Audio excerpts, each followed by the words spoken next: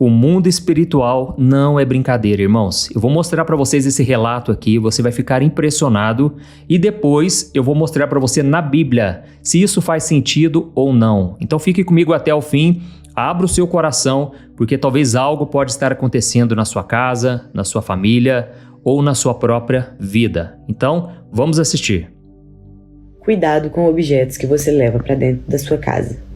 Essa história que eu vou contar é um pouco pesada, então se você tem medo, não assista. Se tá de noite, deixa pra de manhã. Eu sou filha de pastora e eu já vivi diversas experiências espirituais. Não só por isso, mas isso tem um pezinho a mais. Desde que eu me entendo por gente, minha mãe tem uma empresa que é de aluguel de trajes para casamento, uma loja de noiva. E ela sempre buscava fazer aluguel de casas grandes, com vários cômodos, para caber toda a estrutura que uma loja de noiva precisa. Essa história que eu vou contar já tem bastante tempo, ela já mudou dessa casa, já tem muitos anos, então eu preciso frisar isso.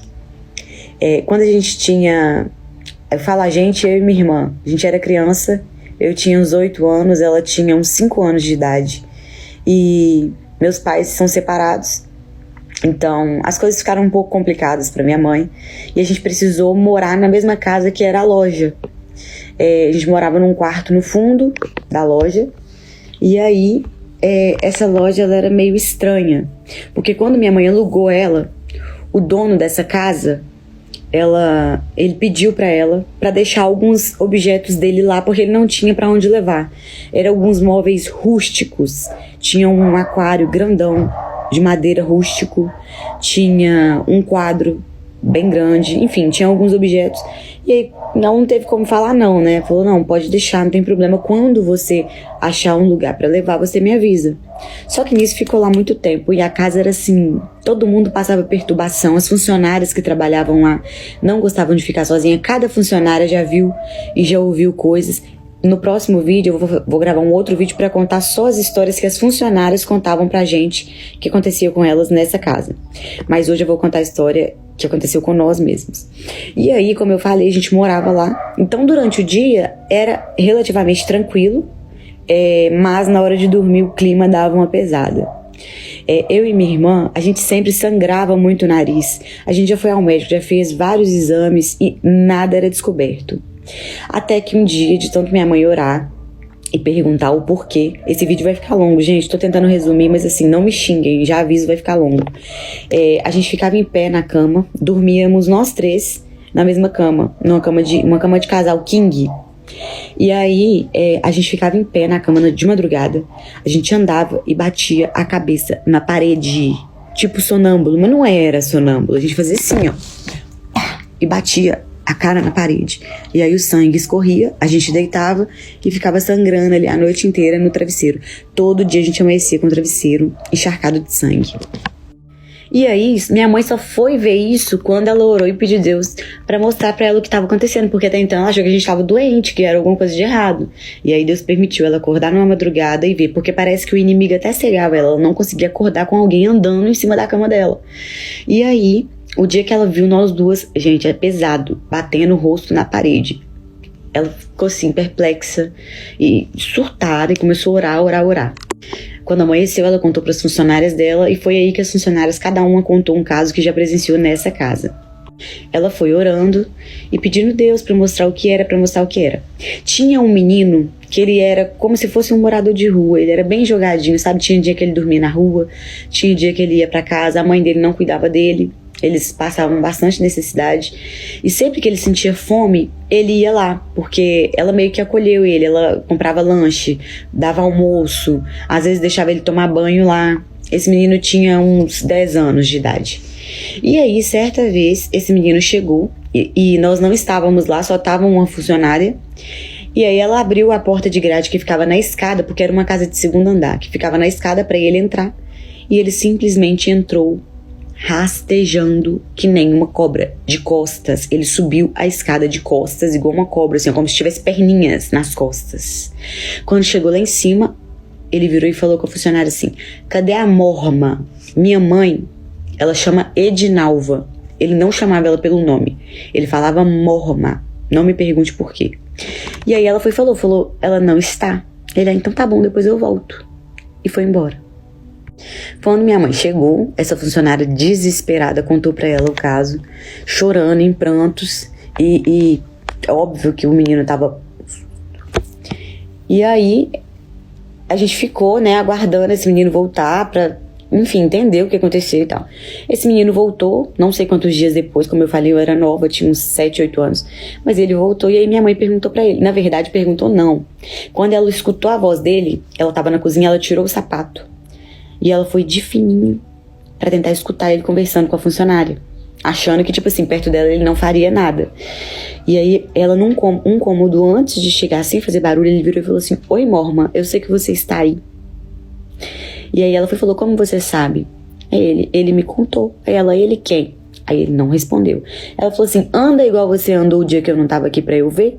Aí ele: eu não.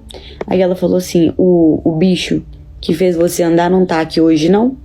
Aí ele foi e falou: tá sim, olha ali no quadro. E saiu correndo. O quadro que o dono da casa tinha deixado. E aí, quando ele foi embora, minha mãe e essa funcionária juntou nesse quadro e foi olhando. O quadro era várias flores, tulipas, muitas, como se fosse um jardim de tulipas, um céu, até então nada demais, gente.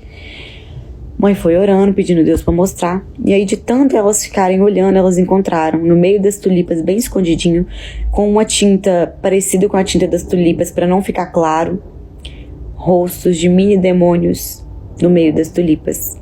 Vários. Só que, como eu falei, se elas não orassem, Deus não ia mostrar, porque estava muito bem camuflado. Tipo essas mensagens subliminares, tava da mesma cor de tinta das flores, do ambiente que tava as flores, e tava bem pequenininho, escondido os demônios. Foi realmente quem pintou o quadro que fez isso. Eu não sei se o dono da casa, quando comprou, sabia, mas enfim, estavam lá.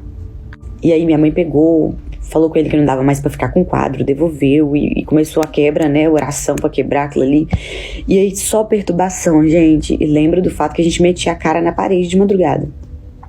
Quando teve uma noite que de tanto ela orar e expulsar e tal, depois que tirou o quadro, ela acordou não, ela tava dormindo e ela sentiu a minha irmã andando. Quando ela sentiu a minha irmã andando, ela pegou o braço da minha irmã e foi deitando ela, e ao invés dela acordar e olhar pra minha irmã, ela olhou pro outro lado. Quando ela olhou pro outro lado, ela viu uma mulher loira, do cabelão, com uma jaqueta jeans, andando, entrando pra dentro do guarda-roupa. E aí, ela pegou, amanheceu, quebrou o guarda-roupa, jogou o guarda-roupa fora. Deus foi revelando tudo. Jogou o guarda-roupa fora. E aí ela entrou pra uma quebra de maldição e foi orando, fez jejum, oração. As funcionárias também, porque afinal de contas elas trabalhavam lá, estavam cansadas de passar aperto, né?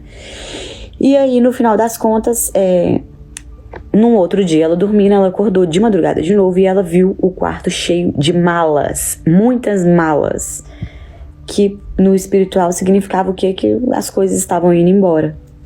E aí depois disso foi uma paz. A gente parou de sangrar o nariz, por que será, né? Paramos de ser perturbadas e meter a cara na parede. E tudo fluía. Todo mundo parou de ver coisa, de ouvir coisa. Então, assim, cuidado com os objetos que estão dentro da sua casa. Alugou uma casa, a casa de aluguel, você tem o direito de ter a casa limpa, sem nada dentro. Eu posso deixar, olha, eu prefiro que não, porque eu tenho muito móvel. Não tem como. Manda as pessoas levarem os objetos com ela. Tudo que você receber de presente, consagra a Deus e desconsagra ao que foi consagrado quando você recebeu. É muito importante isso. Presente. Toma cuidado com tudo que você coloca dentro da sua casa, porque o mal, ele precisa de um corpo. E esse corpo pode ser um objeto para entrar na sua casa. É isso aí, né, irmãos? Vocês viram que esse relato é verdadeiro? E outra coisa, tem muita gente que não acredita. Tem muita gente que acha que é exagero. Mas, irmãos, vamos para a palavra de Deus? Eu vou ler para vocês aqui, ó, Atos capítulo 19, o versículo 11. Preste atenção. Diz assim: Deus fazia milagres extraordinários por meio de Paulo, de modo que até lenços e aventais que Paulo usava eram levados e colocados sobre os enfermos. Estes eram curados de suas doenças e os espíritos malignos saíam deles. É interessante, né, porque esses objetos aqui, no caso, né, os lenços, os aventais, peças de roupa, eram usadas por Deus, ou seja, carregavam o poder de Deus nesses objetos, nessas roupas, de forma que os enfermos eram curados e os espíritos malignos saíam das pessoas. Irmãos, é a palavra de Deus. Ou seja, se essas roupas carregavam o poder de Deus, por que nós não acreditamos que um certo objeto pode carregar também poderes malignos do diabo, entendeu? Então, aqui para mim fica claro de que não só no Antigo Testamento a gente vê casos, né, de objetos que atraíam coisas ruins, como no caso de Acã, que escondeu algumas peças de prata, algumas roupas, e por causa disso Israel começou a perder batalha após batalha, mas também no Novo Testamento.